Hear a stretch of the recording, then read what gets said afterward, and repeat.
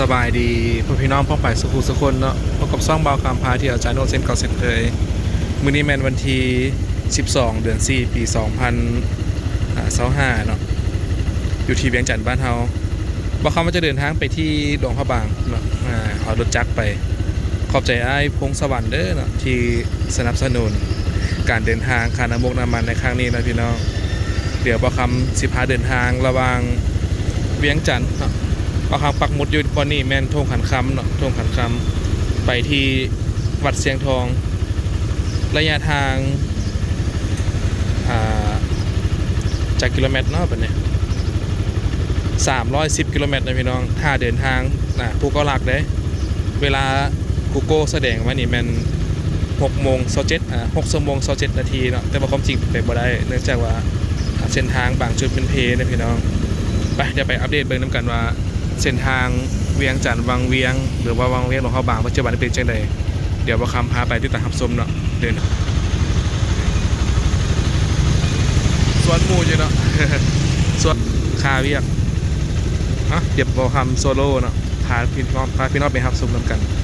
เส้นทางเป็นจังไดทางรถจักรเนาะบ่ได้ไปทางด่วนเนื่องจากว่ารถจักรขึ้นทางด่วนบ่ได้คอยถ่ายคลิปให้พี่น้องได้หับชมเรื่อยๆเนาะไป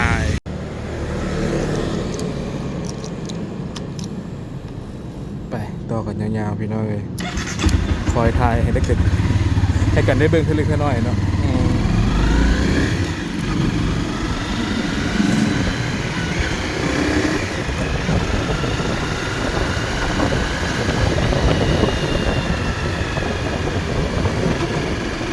พอเอากล้องติดเยอะเนาะก็เลยถ่ายง่ายในจังหน่อยหอมเนี่ยออกมาทางหอมท่าพี่น้องออกมาทางหอมท่าใช้เส้นทางหนองปี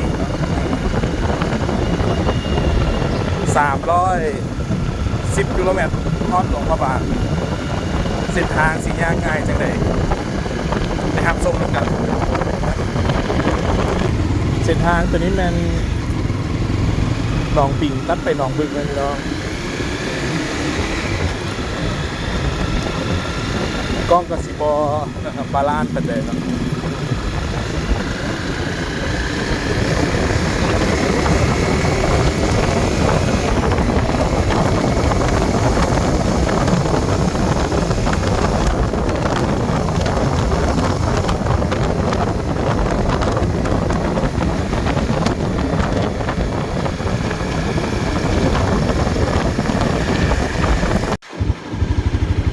ออกจากตัวเมืองเวียงจันทร์นะพี่น้องมาฮอด3 แยกไฟแดงหนองบึกนี่ก็ประมาณ7:30 นาทีตอนเช้าเนาะตัวเมืองออกมากับประมาณ18 นาทีนะพี่น้อง18 นาที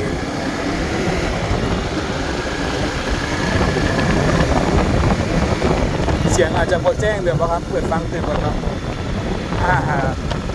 ถ้าโบแจ้ง15ก็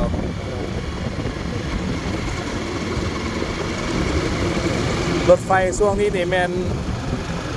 หนาแน่นแหงพี่น้องเลยนอนรถไฟช่วงนี้ปีรถไฟกับ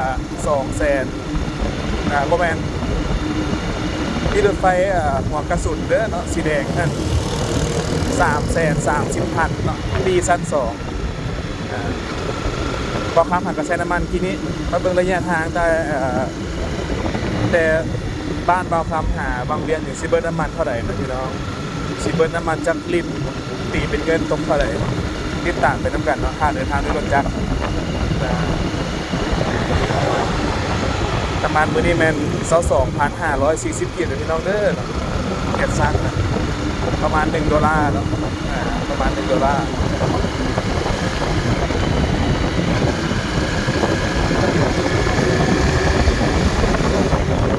เดี๋ยวครับเปลี่ยนมุมกล้องกันรู้สึกว่ามันต่ำหมดแล้วน่าจะถ่ายสูงกว่านี้นิดนึง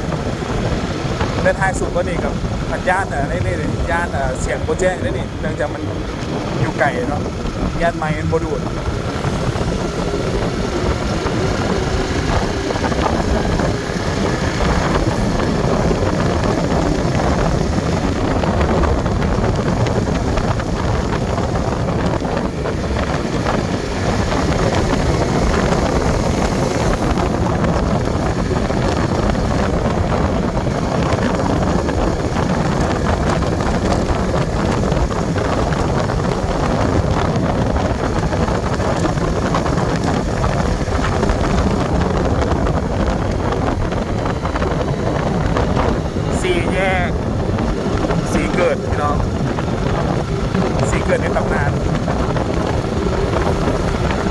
ไปสนามบินวัดไต่เนาะไปซื้อแม่ทางด่วนเวียงจันทร์บางเวียงเลี้ยวขวากับโคนโฮมพี่น้องเลยเส้นทางที่เราทำจะพาไปเลยเนาะ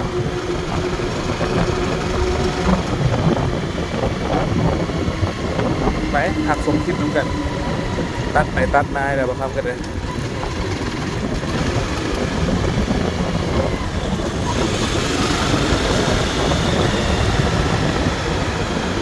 อันนี้ก็เป็นบอลลักขึ้นรถตู้เลยพี่น้องเด้อผู้ใดไปคิวใส่เนื้อบสะดวกเนาะก็มาขึ้นที่นี่ก็ได้ข้อเสียก็คือบางเทื่อบอลนั้นอาจจะเต็มก่อนเนาะแต่ข้อดีก็คือสะดวกสบายนะบ่ต้องไปทางยากมันสะดวกเพราะทางใส่เนื้อค่อนข้างยากอยู่รถก็ไปต่อแล้วกันไปเรื่อยๆ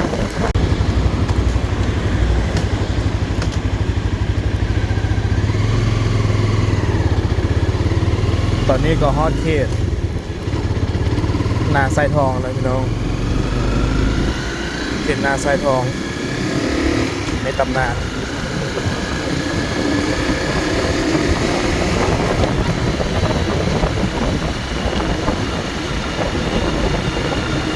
เลี้ยวซ้ายไปทางหินคันนาเนาะเลี้ยวซ้ายเนี่ยทางปักแฮนหินคันนาซอนไปบ้านจำป่าไปเลยเนาะบ้านจำป่าไปแล้ววัดบ้านดงเนาะนาไซทองโอเคเลย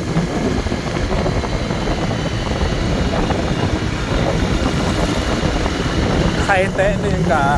55,000ราคาจะหนีจะถึงน้อยนึงเนื่องจากว่าอยู่ใกล้ฟาร์ม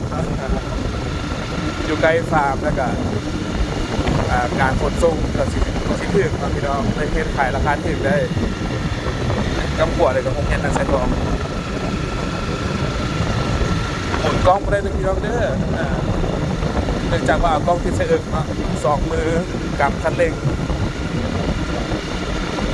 ผู้เดียวมาซิเลียชื่อถงมืออยู่ลืมเอาถงมือมาแต่บ้านเป็นทางไก่ติดตามไปครับกันยังอีกประมาณ58 กิโลเมตรฮอดคนโฮงพี่น้อง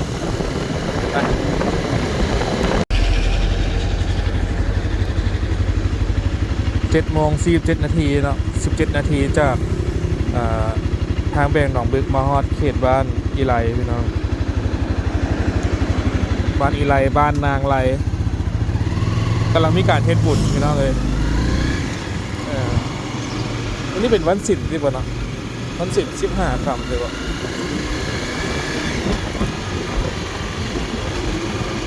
เส้นทางก็โล่งๆเนี่ยพี่น้องเนื่องจากว่ามื้อนี้มันแน่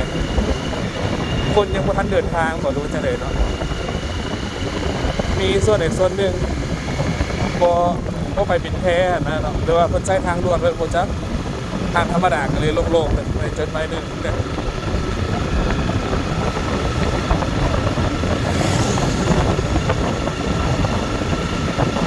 คอยจุดไปเนาะกีฬาแล้วก็สองตัวกลางแซนหมดเนาะแล้วก็เป็นนาคาส่งเปื่อยอย่างคนละคอยทายหน่อยไปดูกัน7:55ฮอดตลาดส่งเปื่อยจาก3 แยกไฟแดงหนองบึกมากับประมาณ25 นาทีนะพี่น้อง25 นาทีมาฮอดเขตตลาดส่งเปื่อย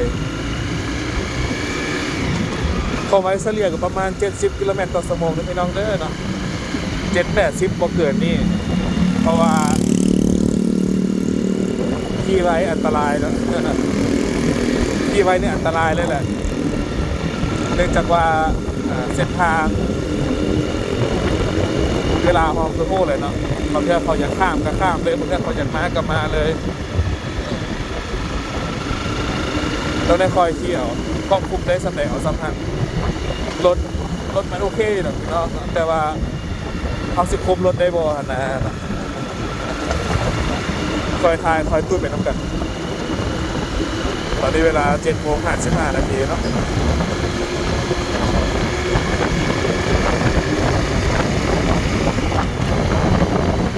ส่งเปลือกก็สิขายบักนัดนะพี่น้องแล้วก็ขายบักแตงขายบักแตงขายบักทั่วเป็นส่วนใหญ่แล้วก็หัวอาหารสัตว์เพราะว่าเขตนี้นี่แม่นฟาร์มไก่ฟาร์มหมูหลายเนาะส่งเปลือยนะคานะงาน้ำนี่อย่างลองสร้างขึ้นแล้วเนาะมันราคา22อะไรเนาะคอยทายไปเรื่อยๆติดตามกัน8:05 นาทีฮอดบ้านหนองสานะพี่น้องหนองสะซะหนอก มาจากส่งเปลือยแล้วแมน10 นาทีเนาะหนองสะส่งเปลือยนี่ก็เป็นทางแยกไปบ้านหาดเซี่ยวนะพี่น้องเลี้ยวขวาเลยเนาะหาดเซี่ยวก็แล้วซอดไปบ้านจุ่มบ้านแจ้งลิงซันก็ได้ซอดไปซอดมาอยู่เนี่ยเป็นล่องเงิมมาสั้นๆเนาะเส้นทางล่องเงิมขี่รถลงเรือข้ามไปข้ามมาอย่างนั้นตลาดหนองสะเนาะในปัจจุบันนี้ตลาดหนองสะ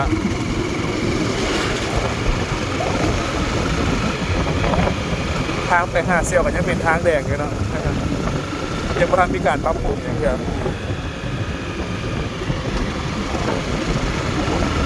เพราะจุดนี้ตอนนี้เราเอาพิเศษนะตอนนี้เราเอาเป็นพิเศษเนื่องจากว่ามีการกวดจับกวบไว้บางครั้งเด้อพี่น้องเด้อนะบางครั้งคอยระวังเอาบางเทีขี้ไว้ที่ปั๊บใหม่นะเนาะ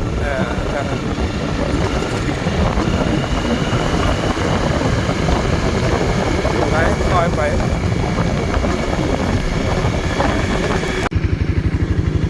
เห็นต้นไม้2 ต้นนี้กับหมายความว่าเข้าเขตรักหา12แล้วนะพี่น้องต้นไม้มีฝั่งขาเข้าฝั่งขาออกเลยเนาะเป็นประตูเป็นซุ้มนะขนาดต้นไม้ในร่ม2 อันทางหมายความว่าไปบ่ได้เลย เดี๋ยวมาคำท่ายขาเข้าเนาะเดินไปท่ายขาออกให้เบิ่งเป็นจังไดต้นไม้น่ะคือกันเป๊ะพี่น้องเลยเป็นซุ้มทางเข้าเลยเนาะประตูโค้งก็แล้วซะประตูโค้ง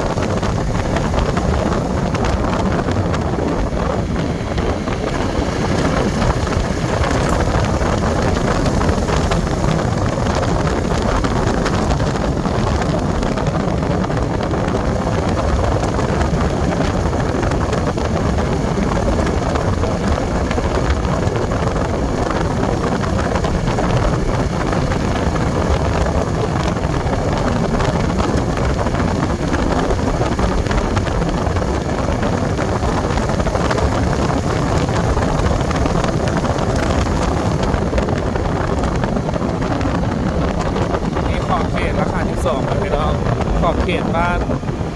น้าเราแน่ราคา12แน่เห็นมีป้ายจบเจือว่ากาแอม52เนาะ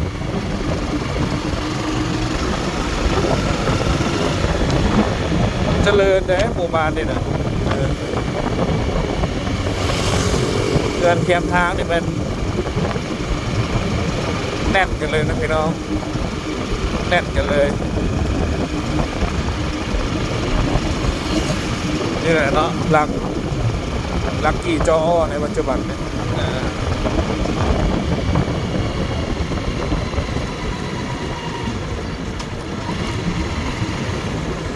ปิ้งไก่ปิ้งหมูปิ้งเป็ดครบนี่นะ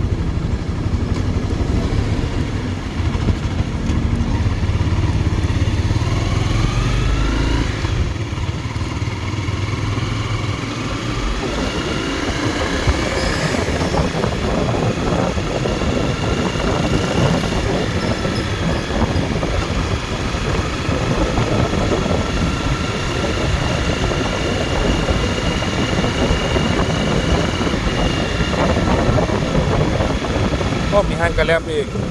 ห้างกระแลมปิ้งสดแต่ว่าปิดสงสัยพักปีใหม่พี่น้องสงสัยพักปีใหม่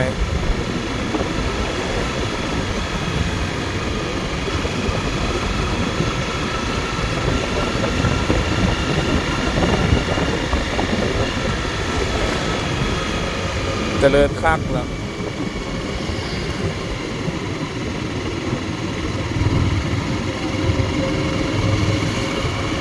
โอเคเลยราคา12 บ้านเราในคิวรถเนาะไปเส้นสมบูรณ์ไปเชียงขวางคิวรถจะดียิงตรงเลยได้พี่น้องเลยบได้แวะสายเหนือแน่นอน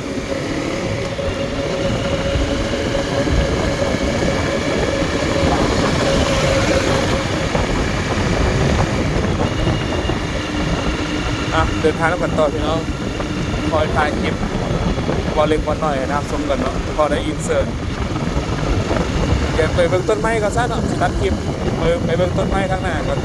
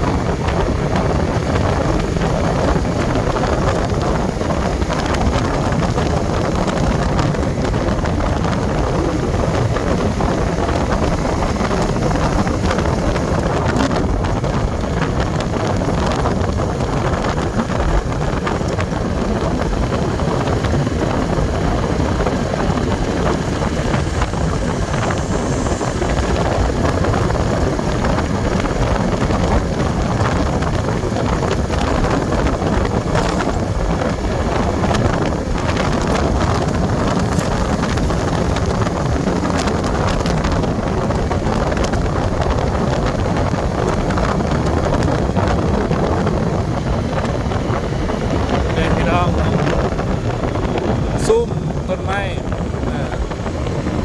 ซุ้มต้นไม้ทั้งขาเข้าและขาออกเนาะโอเคเลยนะกกสามสาเนาะต้นสามสา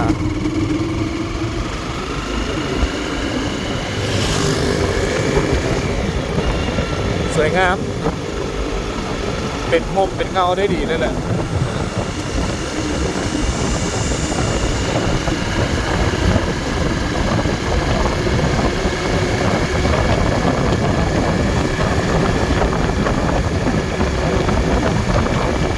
ไปกันต่อ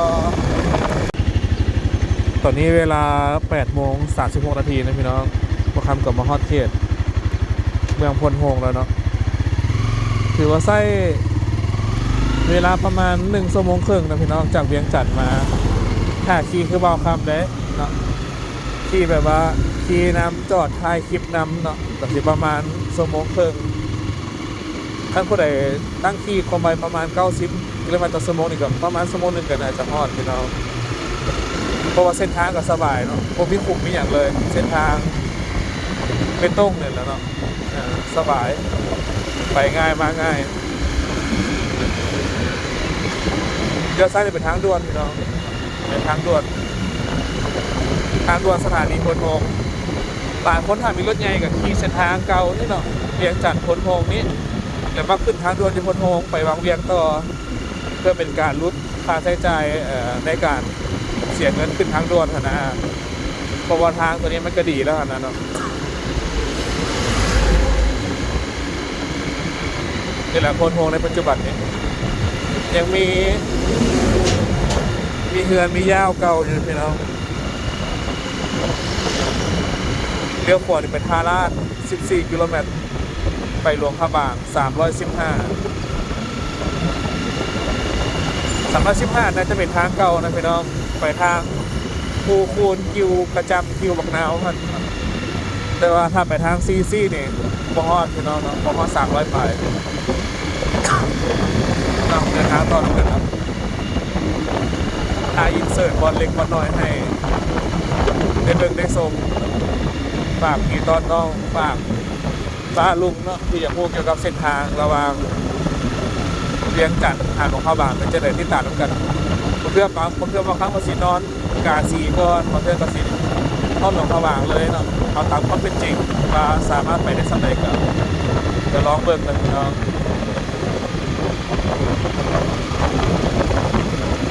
าะเดินทางทำกันเนาะไปเรื่อยๆเดินทางสู่ภูผาแสนสุขเนาะจากพลโพงมาเนี่ยก็เป็นทางอย่างพี่น้องโบเป็นทางเป็นตุ้งแล้วเนาะเป็นทางปูอย่างไปเลย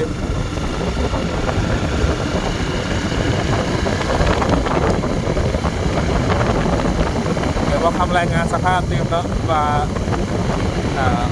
เส้นทางได้ดีไผ่นี่ดีบ่หรือว่าเป็นจังไดที่ต่างกันเสียงกับสิบคอยจังค่อยแน่เนื่องจากเบาคำใส่แมนอัดปากนะพี่น้องคอยคีคอยอย่าง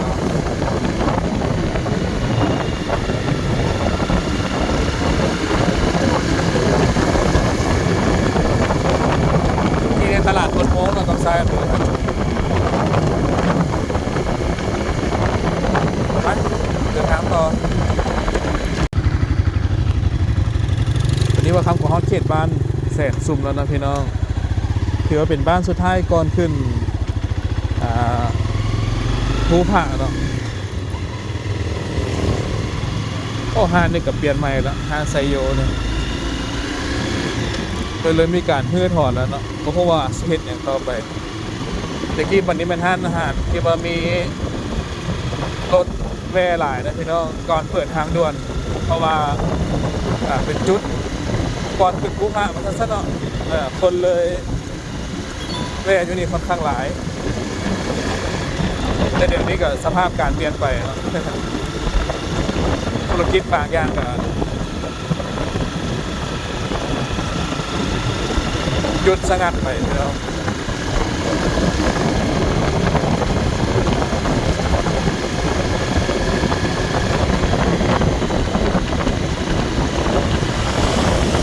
นี่แหละบ้านแสนสุขในปัจจุบัน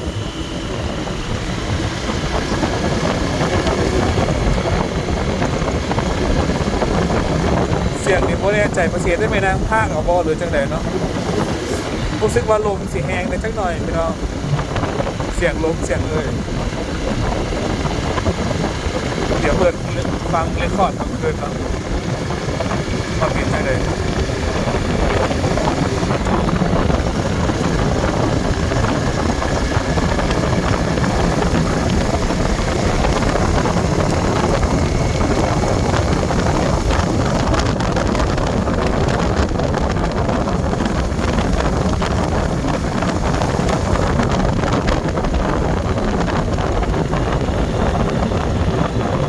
ปั๊มอาแสนสุข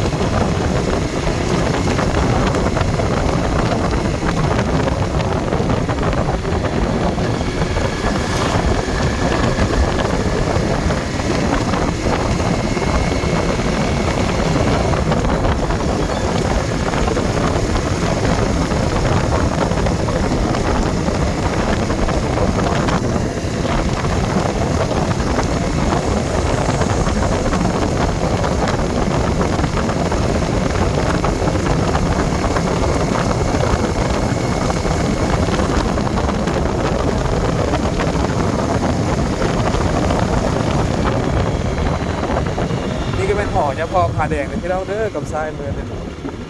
หรือว่ายะพอภูผาเนาะสาธุเนาะไปภูผาเดินทางปลอดภัยเด้อFC ทุกคนความสุขความเจริญเนาะบางเทื่อบางคำก็ได้ลงไปกราบไหว้บูชามันนะพี่น้องในบางเทื่อก็บ่ได้กราบไหว้แต่ครอบครัวเป็นซื้อเพราะว่าเป็นฝนพอสิตกแน่เวลามันจะมีเนี่ยคอยขับรถไปดูกันเรื่อยๆติดตามกัน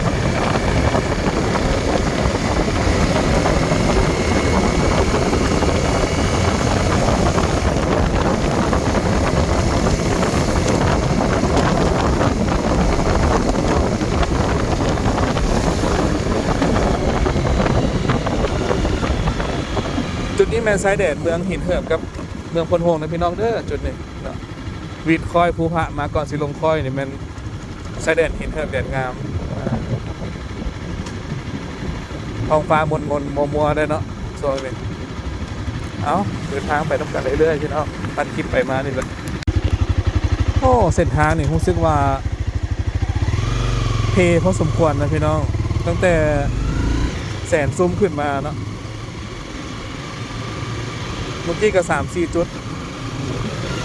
ถือว่ารถผู้ใดขี่ไว้เนี่ยมันมีซิดล่มเลยเนาะเพพอสมควรเลยเส้นทาง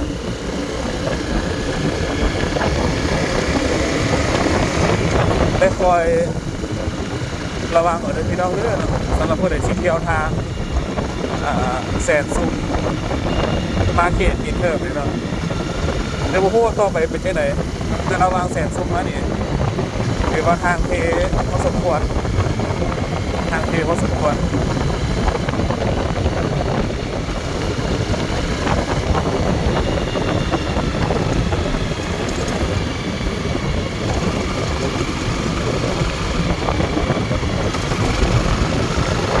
รถเก่งนี่จะว่าเพิ่นซิดแล้วนะรถเก่งเนาะ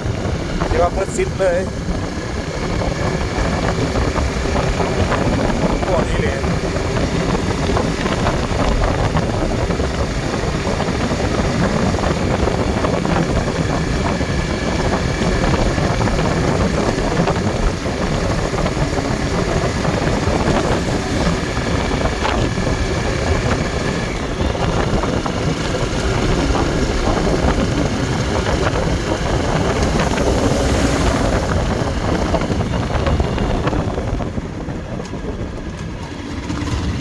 มีด่านเลยเนาะ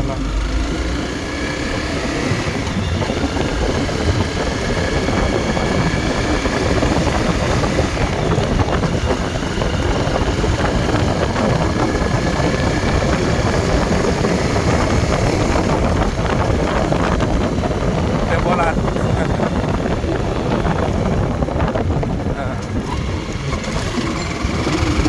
ขึ้นกระทรวงสตาร์ได้เนาะเรื่องด่านเนี่ยบางเรื่องเป็นกระลาดบางเรื่องเป็นกระโบราณหรือว่ารถลายพวกเป็นกระลาดประทันใช่ไหมแต่เอกสารครบแล้วก็ดีนะพี่น้องบางครั้งเอกสารนี่ครบเจือเนาะสบายไปง่ายมาง่าย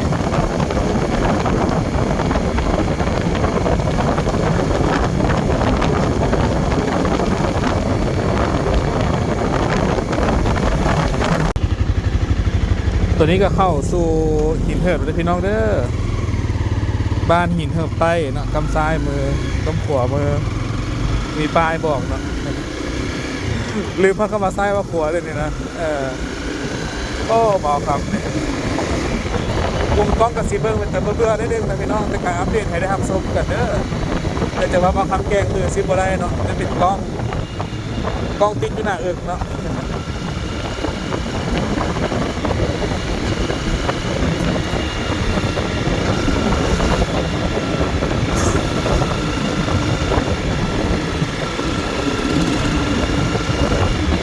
เริ่มในปัจจุบัน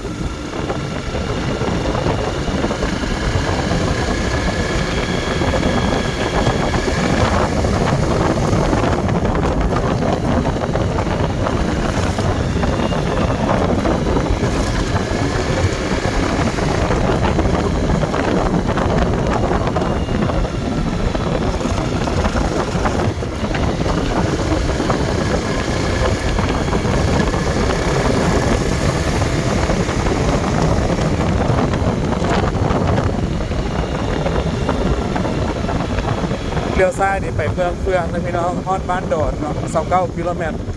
ไปซื้อวังเวียง61กิโลเมตรเลี้ยวซ้ายตัวเมื่อกี้นี่มันออกไปทางด่วนเลยเนาะตัวนี้มันคิวรถหินเถิบเก่าเนาะกับซ้ายมือนี่คิวรถหินเถิบเก่า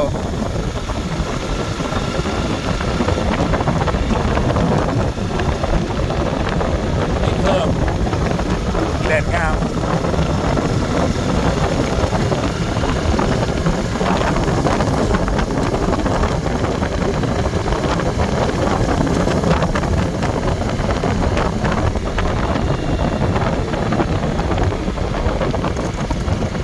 เลี้ยวขวานี่ไปขวาหินเถิบใหม่นะพี่น้องเป็นขวาเบต้งกันแหละแต่ว่าคำจะไปขวาเล็กเนาะเพื่อย้อนอดีตให้ได้เพิ่งน้ำกันฐานะเนาะเป็นจังได๋น่าจะพายุเข้าแล้วหินเถิบอีกป้ายอย่างล่มเบิดต้นไม้ก็ล่มน่าจะพายุเข้านักเลยเนาะช่วงเมื่อวานเมื่อก่อนเนี่ย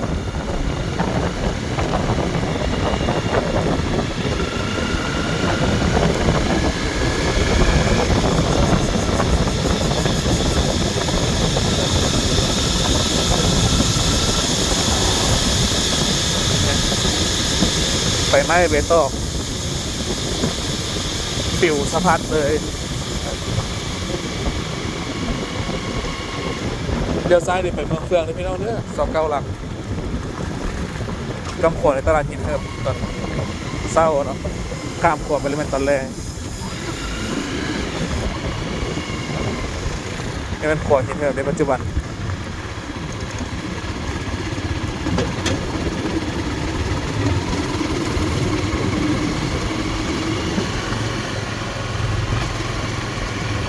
หินเถิบในครัวลายสุดพี่น้องเนาะ4-5 บอนน้ำก็สีเขียวๆได้จักหน่อยซองนี้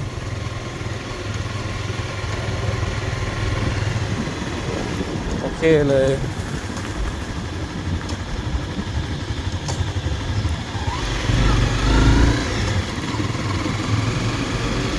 เดี๋ยวนั่ง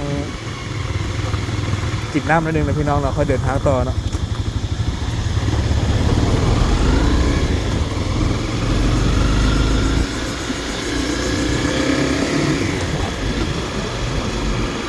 นี่ก็ตลาดหินเหิบไหมเนาะหินเหิบเหนือนี่ตลาดตัวนี้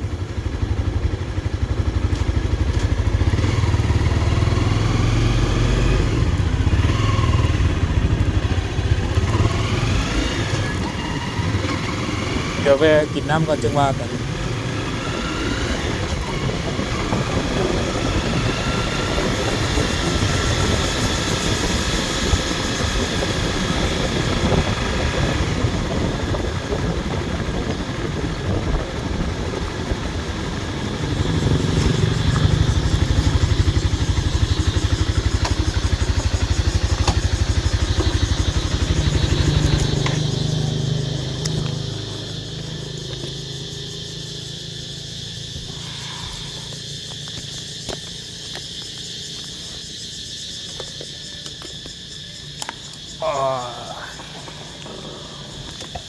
คนยังมาผู้น้อยอยู่เนาะขึ้นรถลงยากอยู่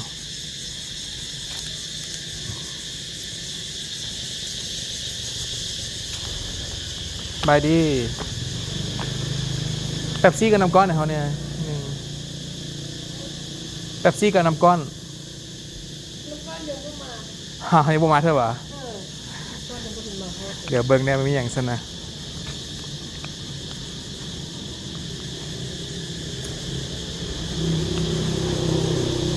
น้ำก้อนเห็นจอดอยู่ฮั่นเมื่อกี้นี้เขาเป็นประกาศมาแล้วสันดอกโอ้ยชิก็ได้นั่งดินหน่อยหนึ่งขอบใจไม่ใส่มาเลยเราจะขึ้นไปเหนือเพื่อแหละมาตะเวียงมาเสือยังเถื่อพายุเข้าอ่ะเอ้ยพายุเข้าอ่ะคือว่าไม่ต้นไม้หักเต็มเมื่อวานนี้วะโอ้โดยนั่งดินเด้อ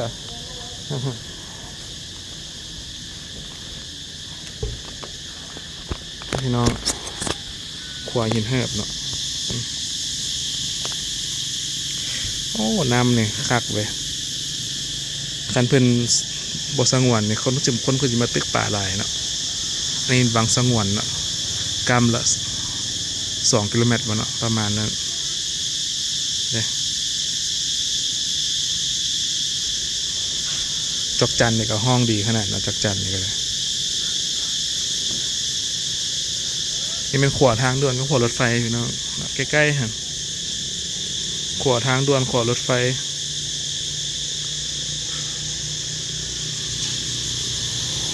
น้ำสวยงามดีเนาะเดี๋ยวบ่คำนั่งกินน้ำแล้วก็ค่อยเดินทางต่อเนาะต่างพักรถแน่พักคนแน่ติดนั่งดีน้ำกันจันนี่ก็ห้องดีขนาดเลยปกหน้าปกตาตามไปรอคุณมันต้นเลยน้องบอกคำกันนั่งกินน้ำกันเนาะ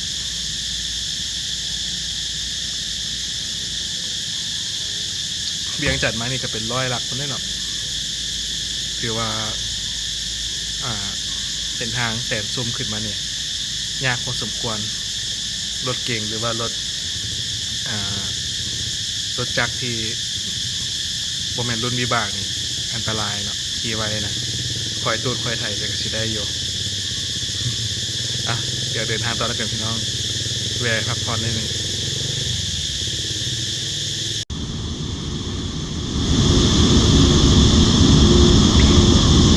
รถไฟกำลังไก่นะพี่น้องรถแกสินค้าเนาะแกออกแกเข้าแกไปแกมาอยู่นี่แหละน่าจะนำเข้าสินค้าบางส่วนเนาะส่งออกป้าปนกันไปพอดีรถไฟไก่มาถือโอกาสถ่ายนิดนึงเลยเดินทางต่อพี่น้องเลยเสียงก็สีวุ่นๆเนาะเสียงลมเสียงอย่างก็ได้ขอโทษขออภัยกันแล้วกันปจิตัดใส่เสียงเพลงเปิดบ่จังไหนบ่เลยเนาะเสียงรวมเสียงอย่างเบาคำเวลาสีเบากับพรคันเร่งเนาะเวลา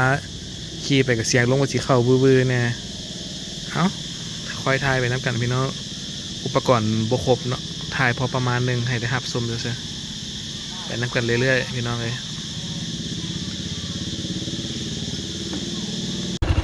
นี่เป็นห้องการปกครองมาเห็นเถิดพี่น้องเด้อเนาะข้างหน้ามือข้างหน้าเบาคำเนี่ยเลี้ยวขวาดิไปทางขวาไม้เนาะขวาเห็นเถิดขวาไปต้งเดินทางต่อน้ำกัน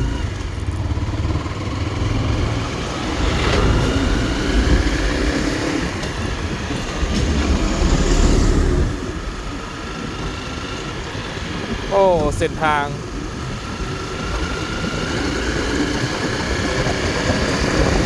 ของแท้นะพี่น้องเส้นทางกันเลย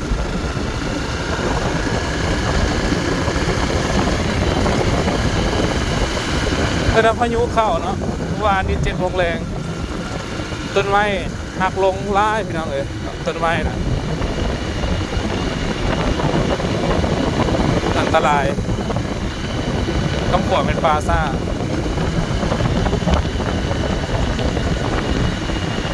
บางคนห้องปลาเหวเนาะบางคนห้องปลาซ่าเอาแต่สะดวก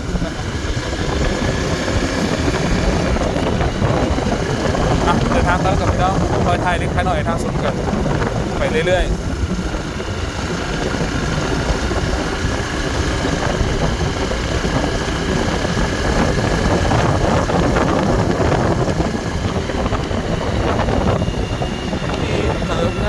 ดีพอสองวันที่สวยงามมาก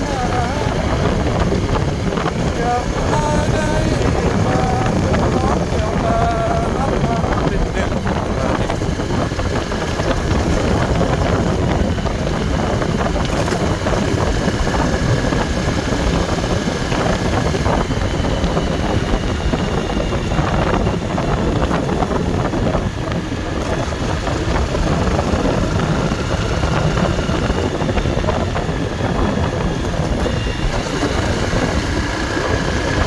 นี่เพื่อนเป็นโรงงานล่างทานหินนะพี่น้องหินเหิบโอ้โหว่าล่างเพื่ออย่างลิกไนท์พี่น้อง เด็กเพิ่นขึ้นป้ายอยู่นี่ครับโรงงานล่างทานเห็นทงด้าจำกัดเส้นทางเนี่ยโอ้สุดยอดเลยของแท้เนาะเส้นทางเนี่ย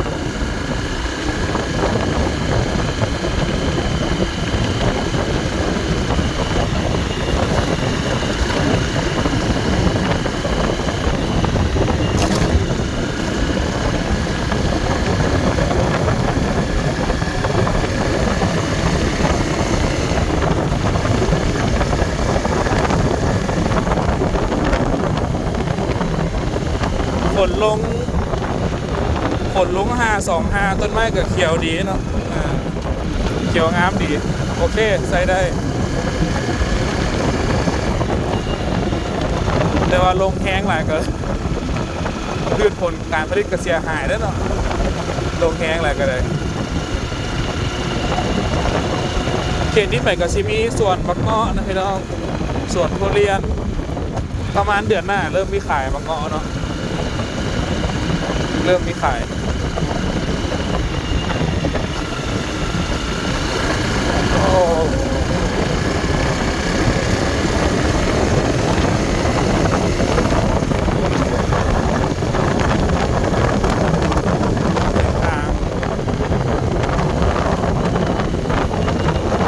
เป็นกลุ่ม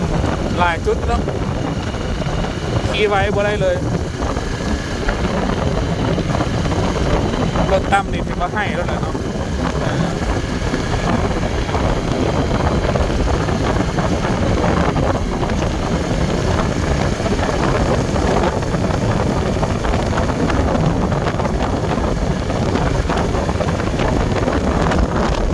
อันนี้ขอรถไฟพี่น้องขอรถไฟนั่นแหละเป็นขวดทางด่วนสลับกันเนาะรถไฟก่อนหรือจะเป็นทางด่วนถามมาแต่ทางที่เทิมเด้อ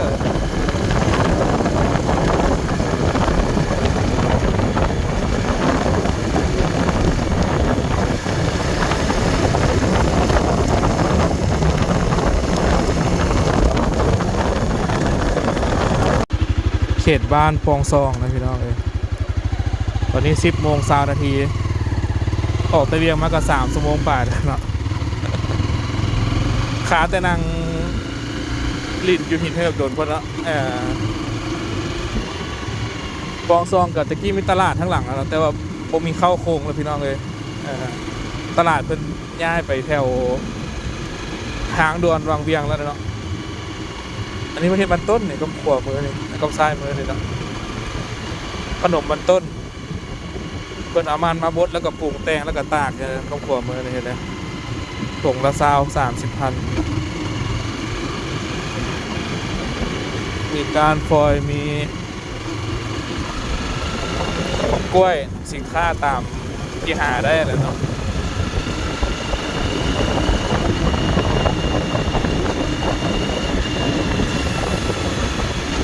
ปองซองบางทีสวยงามนักหนาเป็นว่า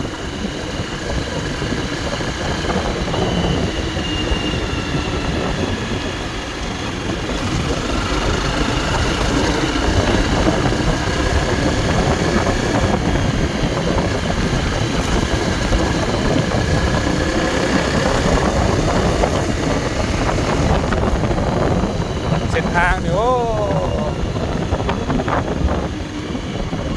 จักสิบรรยายพี่น้อง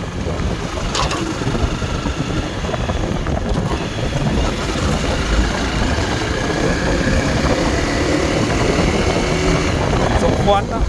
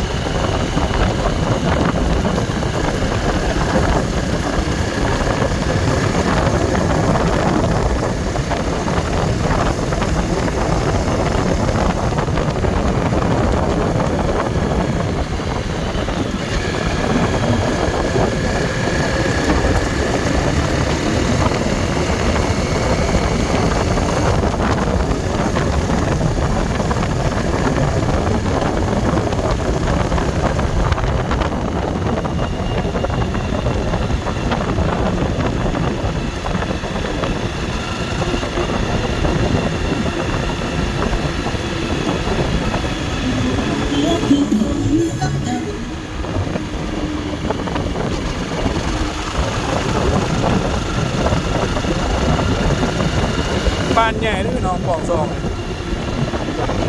มันง่ายกองซองหินติดนะบางทีต่อกันเป็นแถวไปเลยบ้านใหญ่บ้านใหญ่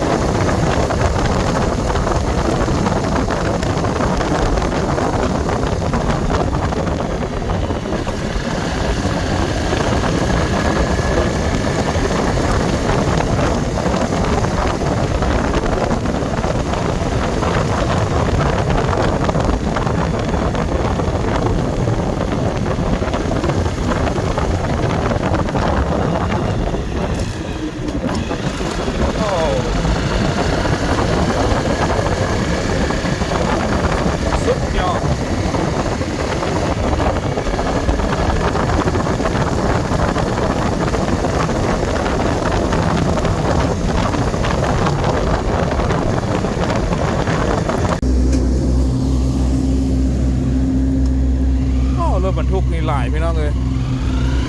มุ่งหน้าเข้าสู่เวียงจันทน์นี่ประมาณ20 คันแล้วแหละเนาะ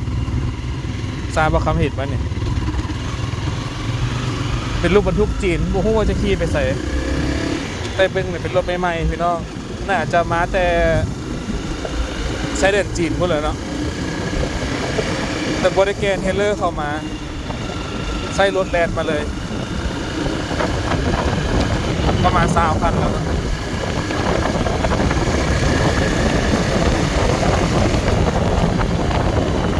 เขตบ้านห้วยดอกไม้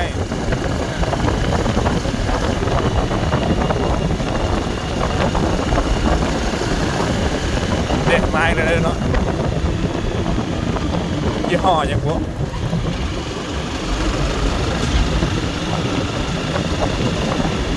โบยอมขึ้นทางด่วนเลยนะ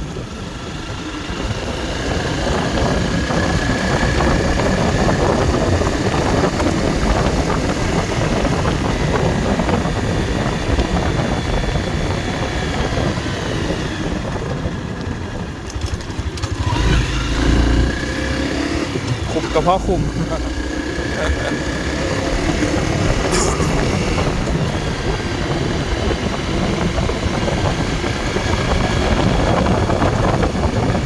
เส้นทางก็ตามที่เห็นพี่น้อง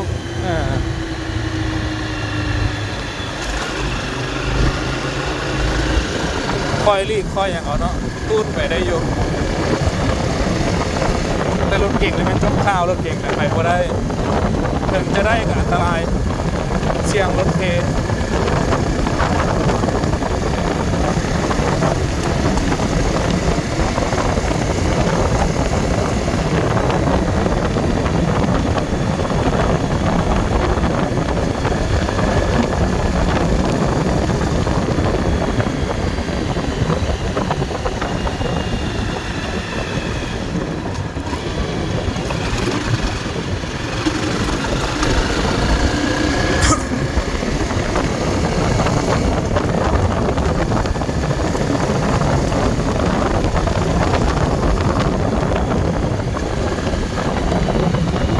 งานไม่เกษนาแล้วก็ผัวมือเนี่ย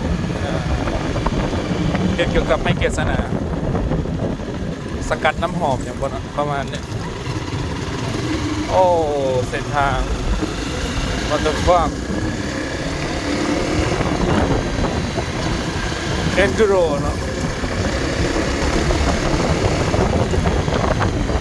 ฝรั่งใส่เอเวนเจอร์เนี่ยมันตัวมือสวดๆเลยเนี่ยบนท่าซื้อกิจกรรมก็ได้ขี่ทางวิบากแล้วเนาะคัก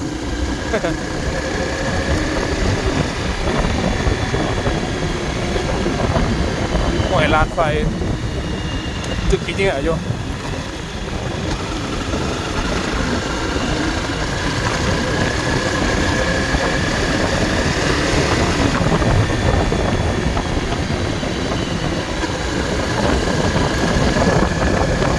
ปุ๊บพี่น้องเลย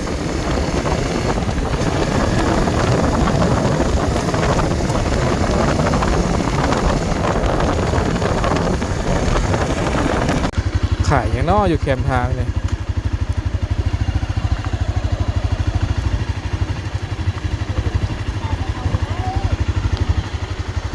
มีเพิ่งเลยเนาะ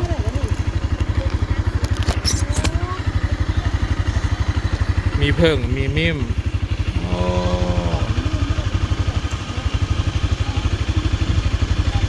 ชื่ออย่างเดียวซะหนึ่งชื่ออย่างเดียวซะอันนี้ไม่ได้ชื่อติกินมา ไข่หมดเท่าไหร่แม่ถาดหนึ่ง30บทันต่อสำรุดแห่งเลยพี่น้องพี่เลือกเนาะจะขายพี่เลือกแมนบนอ้อตูนนี่เขือน้ำผึ้ง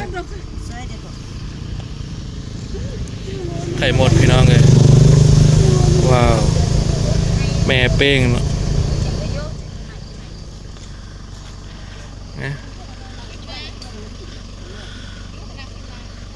น้ำเบอร์พันถาด30ถาดละ50 2ถาดละ50พี่น้องเดี๋ยวเป็นสันจะใช่อยู่เนาะ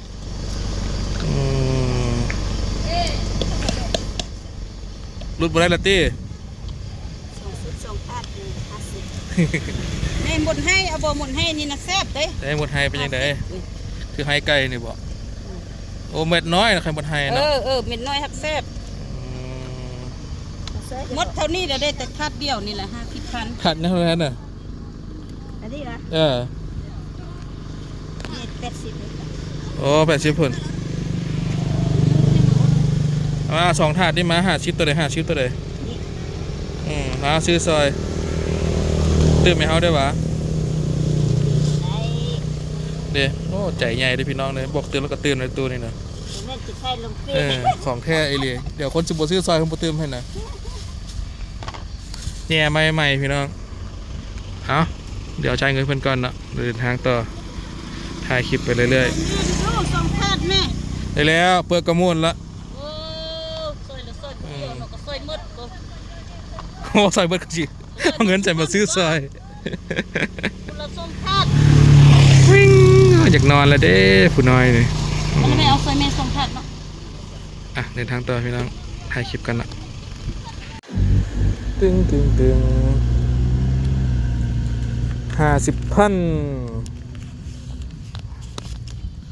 เบิ่งมันไก่บ่เอาครบ50ซื้อไปก้อยกันเด้อแทบอยู่บนนี่ของแท้ตี้วันของปลอมตี้เนาะโอ้ดินดาวๆอยู่หมดพี่น้องเลยคือจิส้มคักแม่เป้งตัวบางไงเอาเดินทางต่อน้ำกัน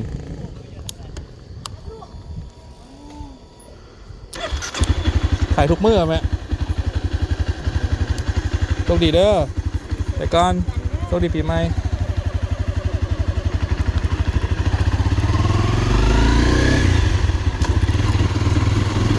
ได้ไข่หมดแล้วนะพี่น้องบริต่อเพิ่นได้บรรลุให้เองเด้อเนาะเพิ่นว่าถาด30 2ถาด50ถาดหนึ่งประมาณ$1ปลายน้อยหนึ่งเนาะเบิร์ดอีกประมาณ$2ปลายโอเคถามว่าราคาแพงบ่กลางๆนะพี่น้องกลางๆพอเพิ่นก็ขายย่อยไปซะเนาะคันซื้อนำคนที่ว่าเขาเก็บซื้อหลายๆฮะขายโลนึงประมาณ280,000 300,000นะพี่น้อง1กิโลจะไปขายอยู่เวียงจันทร์ก็ประมาณโล300,000 ปลาย 400,000เนาะก็บวกไปตามค่าขนส่งค่าเซอร์วิสค่าน้ำมันนี่กันแหละเนาะเอาเดินทางต่อน้ำกันอันนี้ว่าชีวิตจืดกินอยู่เพื่อนแม่ฮักเนาะบ่ฮู้ว่าเพิ่นอยู่บ้านบ่จืดใส่ไข่ดาวกินน้ำกันบ่ได้กินหลายฟ้าหลายปีแล้วเนาะจืดใส่ไข่ดาวเคยแต่กินแต่ต้มใส่ไก่เนาะไข่หมดเลย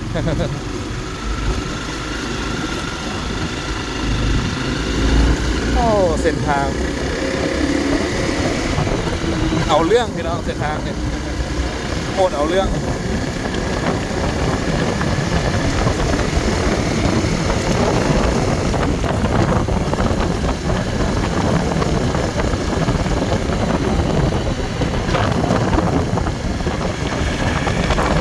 บัดนี้ก็ว่านอนแส่คักแท้ปวนเอาที่หัวยัดตุ่มพุ่นนะพี่น้องโกยขึ้นมาปวนโอ้โหคักแท้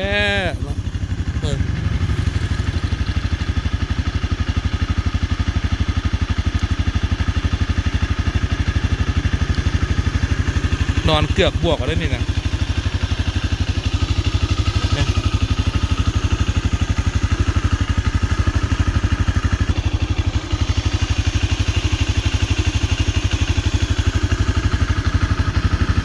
ทั้งลูกทั้งแม่เนาะคักสุด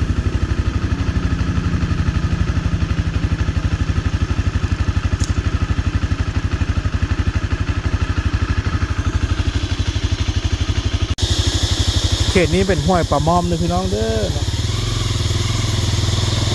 น้ำไหลออกจากเขื่อนมาแล้วก็สิไหลมาทางนี้เนาะเข้าสู่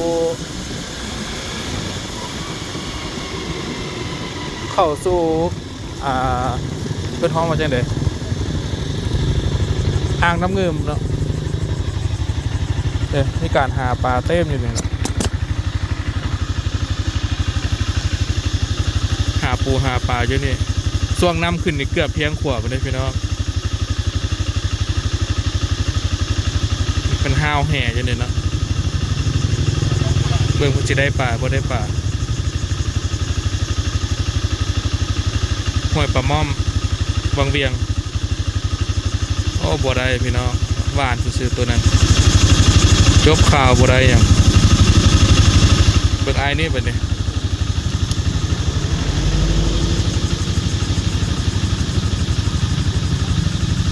เต็มพี่น้องนักหาปลาเบิ่งไอ้นี่สิได้บ่เริ่มห้าวขึ้นมาแล้วโอ้ได้ตัวหนึ่งปลาปากน้อยเลยพี่น้องได้ตัวหนึ่ง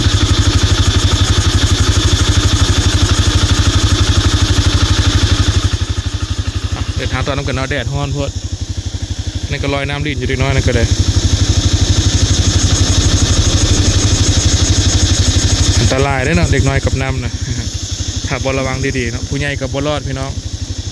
แต่ว่าเขาเด็กน้อยเนาะ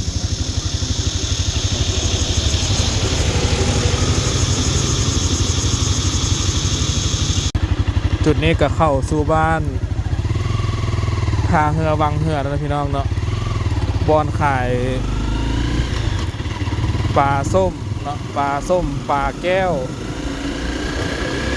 แต่ว่าหลายคนก็ย้ายไปขายอยู่หน้าทางด่วนแล้วเนาะหลายคนก็ย้ายไปละขายปลาส้มปลาแก้ว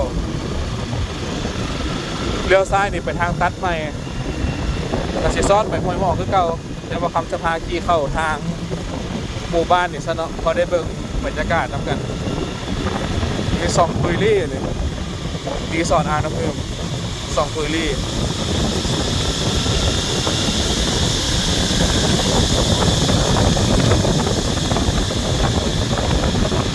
บ้านเมืองเขตห้วยหมอเนาะ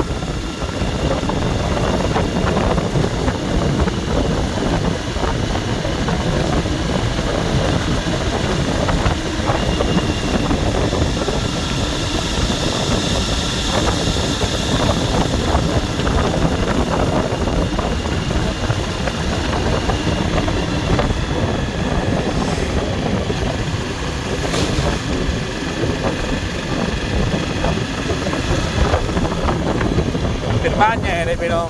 ห้วยหมอบ้านใหญ่บ้านดังเลยเนาะ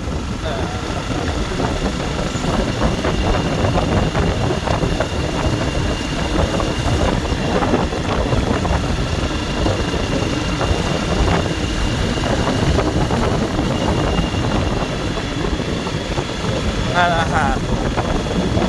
ที่พักคลินิกครบเนาะอยู่นี่ก็ได้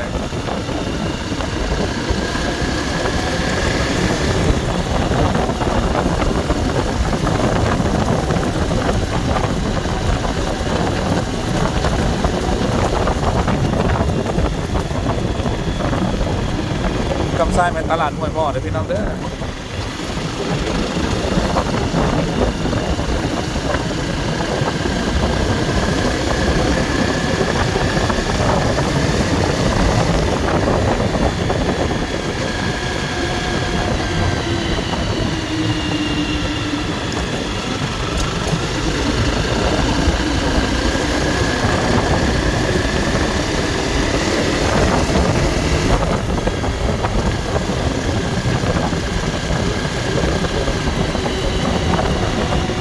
เส้นทางก็สมควรเนาะ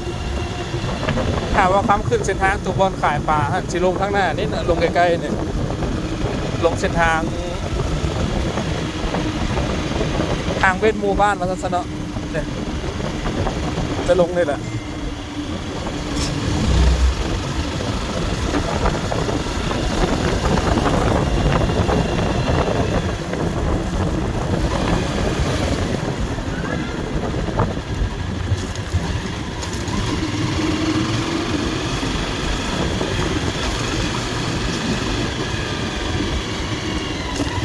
เลี้ยวขวานี่ไป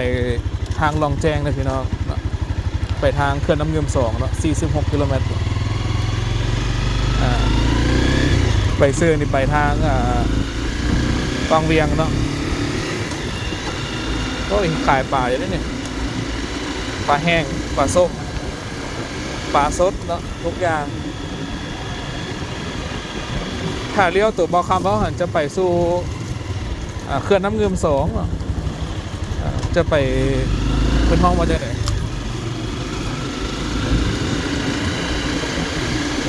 ไปลงเรืออยู่ทางเรือลักซอซีนะแล้วก็ไปขึ้นอยู่บ้านนาตู้เนาะออกไปสู่สามแยกน้ำยอนแล้วก็ไปสู่ลองแจ้งหรือว่าไซสมบูรณ์เอาตามสะดวกเนาะจุดเมื่อกี้นี่แหละเส้นทางแยกไปนะเดี๋ยววันหน้าเราพาไปเซอร์เวย์สำรวจพี่น้องติดตามไปด้วยกัน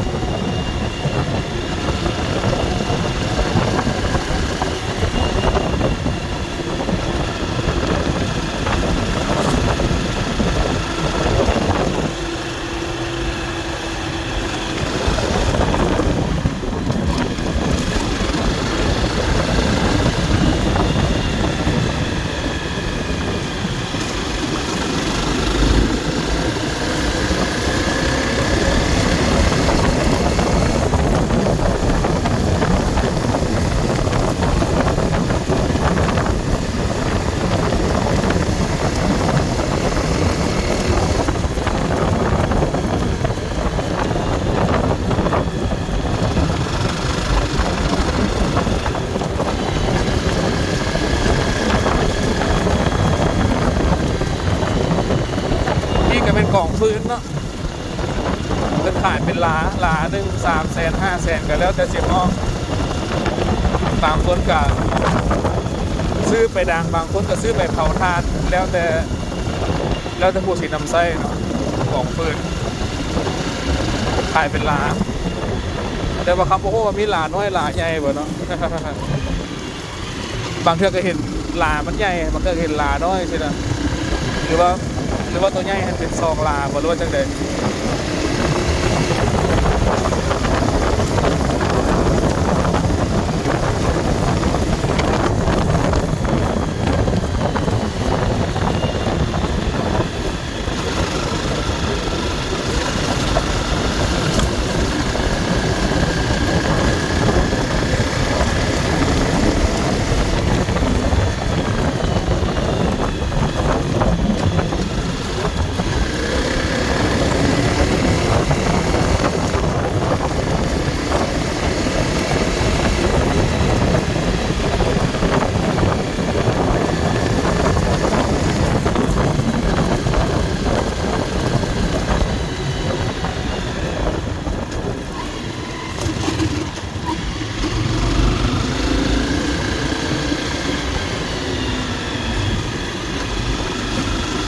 โอ้เส้นทางนี่สมควรเลยแหละ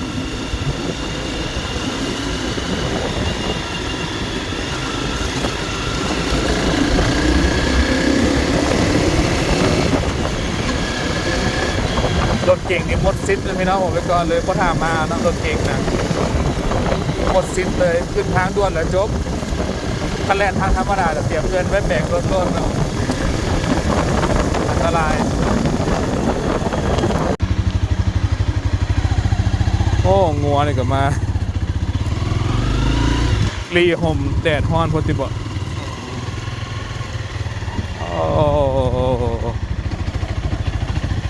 เต้นพี่น้องเลยจากบ้านอย่างบุญแล้วนี่ก่อนเข้าบางเวียงนะพี่น้อง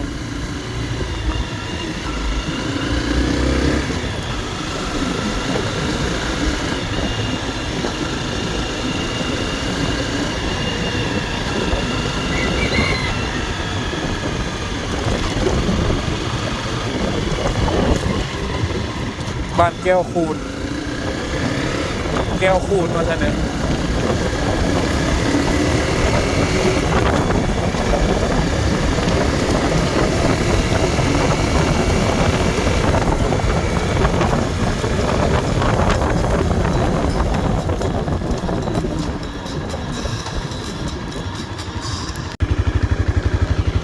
บ้าน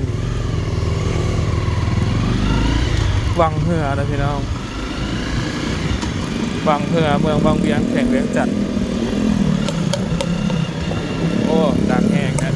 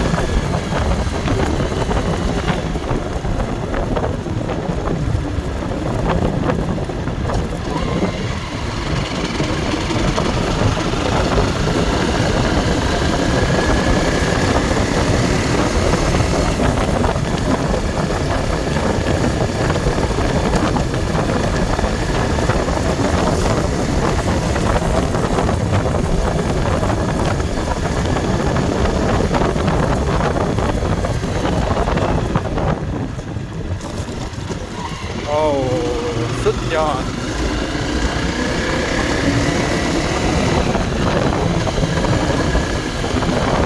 ปุ่มตรงนี้บอลลีกนะพี่น้องในเรื่องบอลลงเอาที่ลงใส่นะ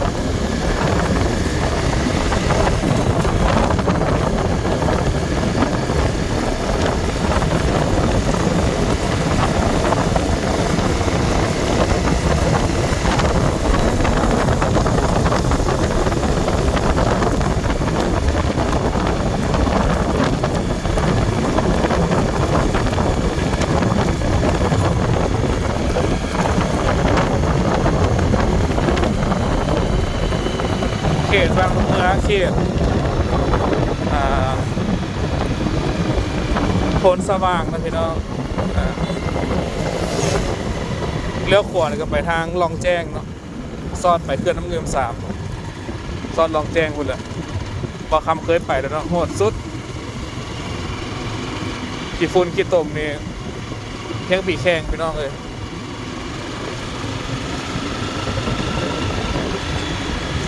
ตลาดนามอน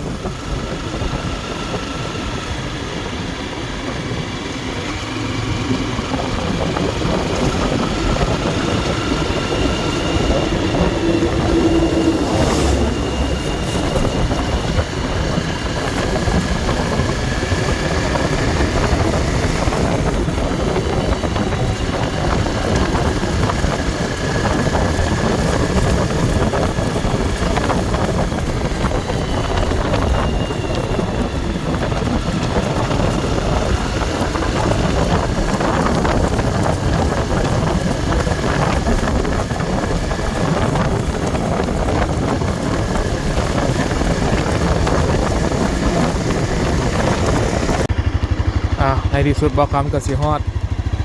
ตัวเมืองวังเวียงนะพี่น้องเลยเกือบบรอดเนาะโอ้เส้นทางนักน่วงอีหลีผู้ใดอยากแอดเวนเจอร์ล่ะให้ขี่ทาง13เหนือเด้อพี่น้องเด้อหรือว่าผู้ใดอยากขี่ทางสบายก็ไม่ใช่ขี่ทางด่วนเนาะทั้งสายแอดเวนเจอร์สายประจนภัยแหละแนะนำเลย13เหนือมีคำตอบอย่าเพิ่งต้องกันว่าน้ำมันรถคันนี้เนาะ250 ซีซีจากเวียงจันทร์มาบางเวียง10เบิ้ลเท่าไหร่ติดตามกันรู้สึกว่าน้ำมันยังน้อยอยู่แล้ว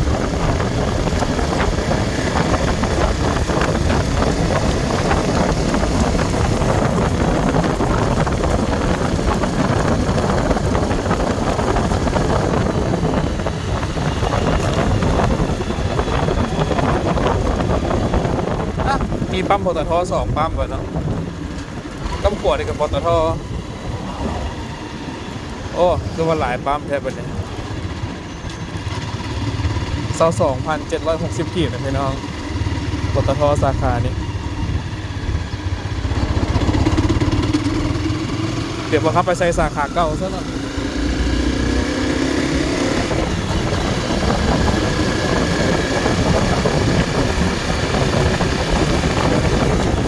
หรือว่าของ่ายไปเนาะเบิ่งน้ำกันต้องเป็นยังไง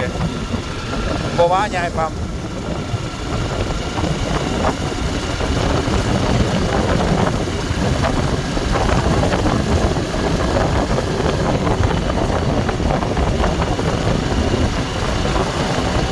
สาวเมืองวังเวียงยิ่งดีตอนทำ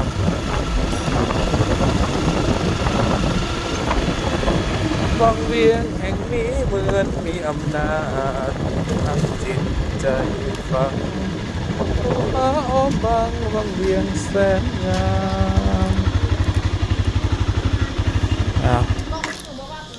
เต็มถังเลย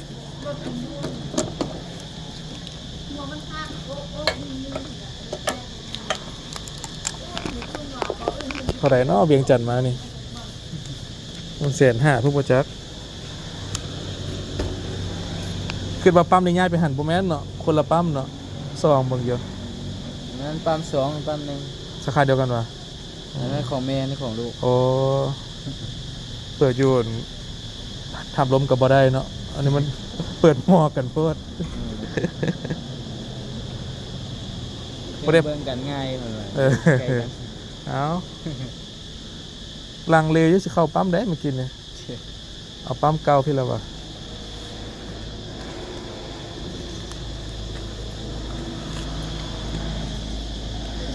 โอ้ย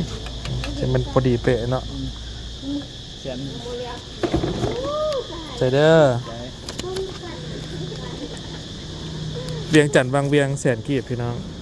รู้เนาะ อืมทางบดีมันขี่ได้ซ่าเด้อซื้อ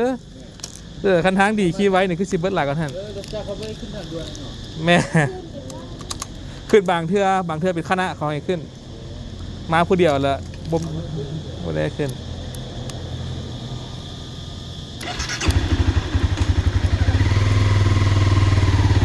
ใจเด้อ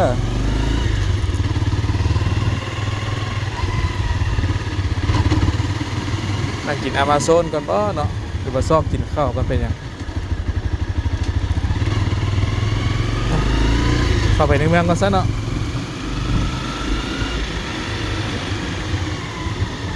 เบิ่งจักลิตรก่อน4.4 เบิ้ลน้ำมัน 4.4 ลิตรพี่น้องเนาะระยะทาง160 กิโลเมตรเนาะ 4.4 หาร100ตกเท่าไหร่เนาะประเด็น4.4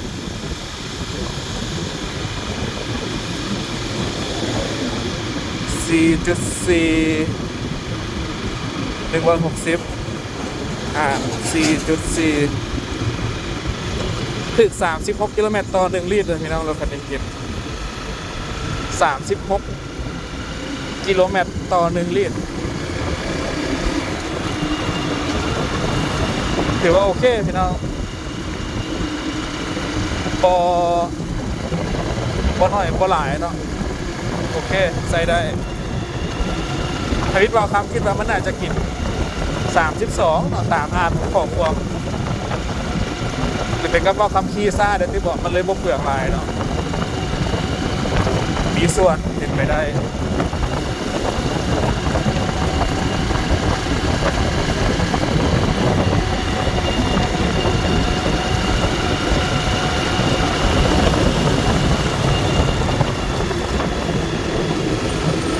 แต่ว่าต่อไปนี่อาจจะเปลืองพอเป็นเส้นทางขึ้นภูเนาะเส้นทางบางเวียงมาเนี่ยส่วนหลายเป็นทางเพียงเนี่ยเลยธรรมดาต่อไปนี่ขึ้นภูกาสีภูเก้าลักนี่น่าจะเปลืองมันนี่ติดตามไปน้ำกันเดี๋ยวซอกแวร์กินข้าวกินน้ำเลยจึงไปต่อพี่น้อง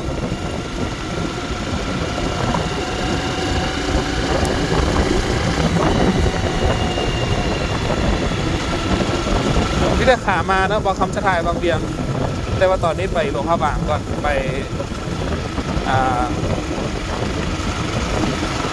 ปจุด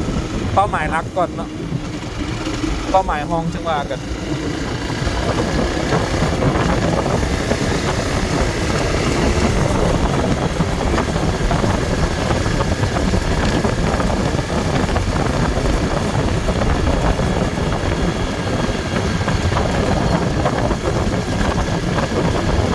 คิวรถตู้บางเบียงเลยเมื่อกี้นี้คือเดินปิดคือเก่าเลยแหละแต่ว่ายังไม่ทันได้ปรับปรุงยังพอปันใดเนาะเดินปิดก็ได้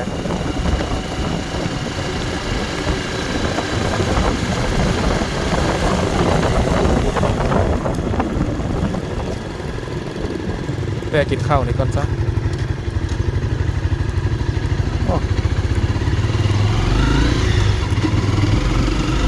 ผมมีคนเนาะเปลี่ยนใจไปห้างอื่นกันซะ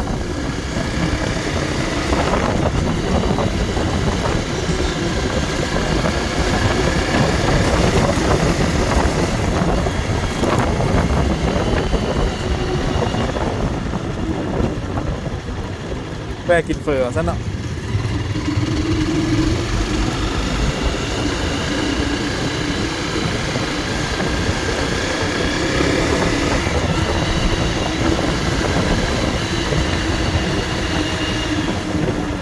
เปิดก็อาหารเปิดก็ได้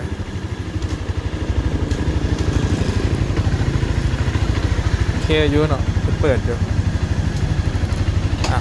กินข้าวก่อนจึงว่ากันพี่น้องไปจอดรถแล้วเนาะเข้ามาฮะกินเฟอจัดถ้วยกันบางเวียงมื้อนี้แก่คนเกือบบ่หลายไปไหนพี่น้องอาจจะเป็นช่วงฮ้อนนะคนอาจจะนอนในเฮือน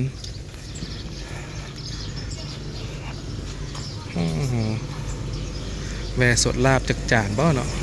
หรือว่าเขาเปียกวะ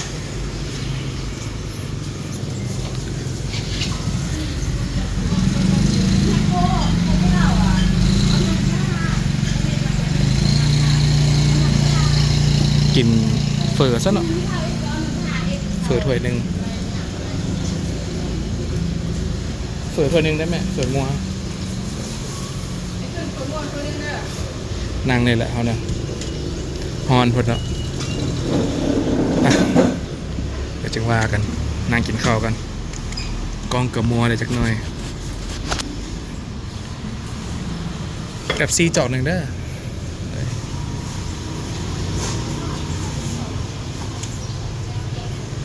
มีเฟอนะพี่น้องถ้วย35ลาบ50,000โอ้ขักเลยนี่เลยสับเป็ดสับไก่กับมีเนาะมาแวะซีมได้เดี๋ยวบอกคำนั่งกินเฟอแซ่บๆบัดนึงกัน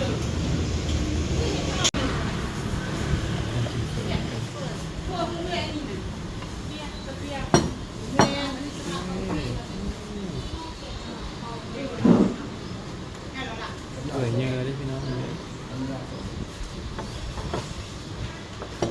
บางเวียง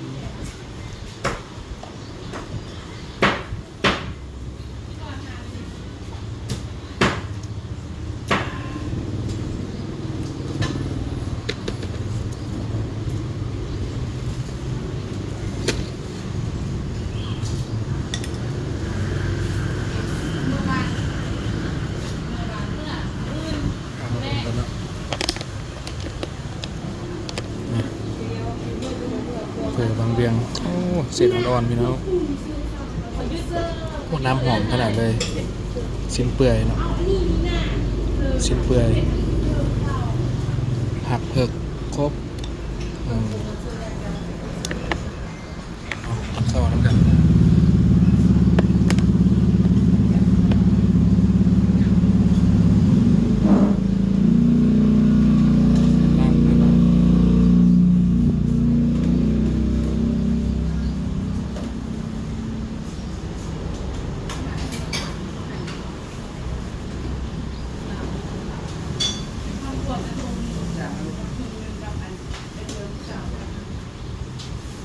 ั่งนะ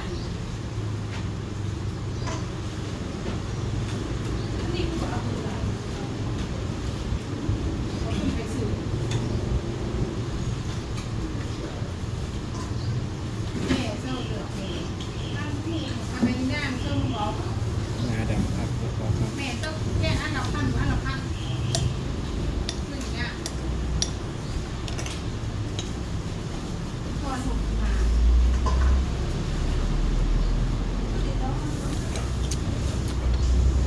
ครับพี่น้อง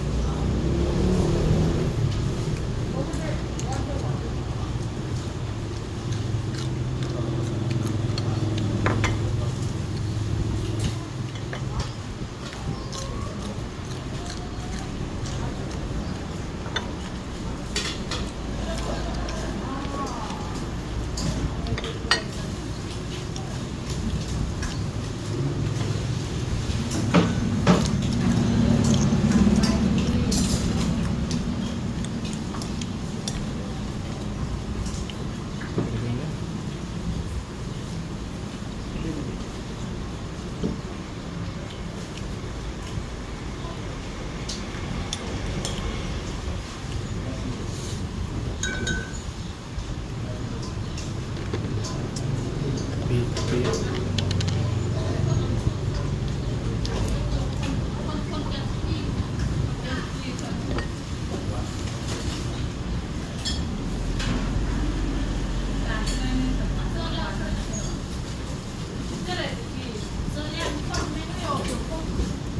你想吃什么？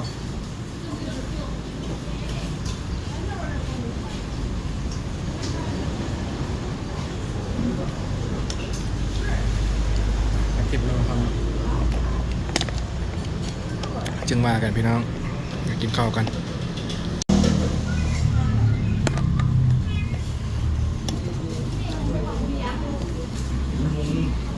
ดี๋ยวไปนะพี่น้อง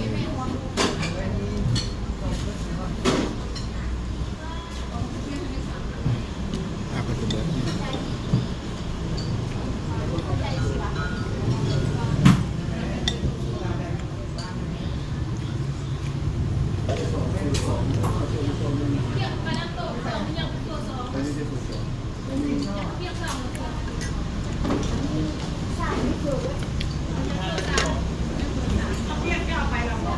เริ่มสั่งซิมสดอันซิมตัวเดี๋ยวแต่คนนั้น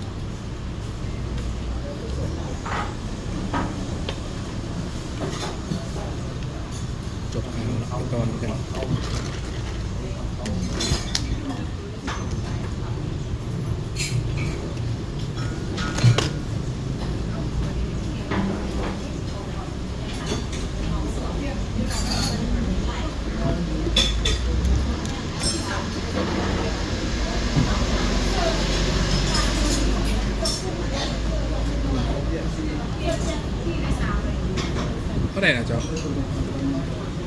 เป๊ปซี่จ้ะ เบอร์35กับที่15เลยที่55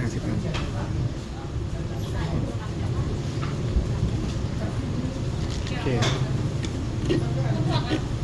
ใจ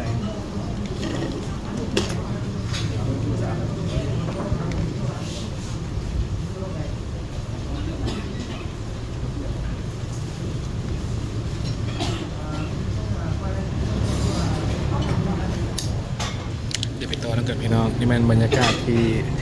ห้างเฝอวังเวียงเนาะต่อหน้าวัดบนนี้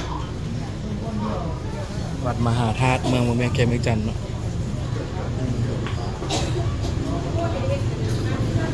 อ่ะไปต่อน้ำกันเบิดละ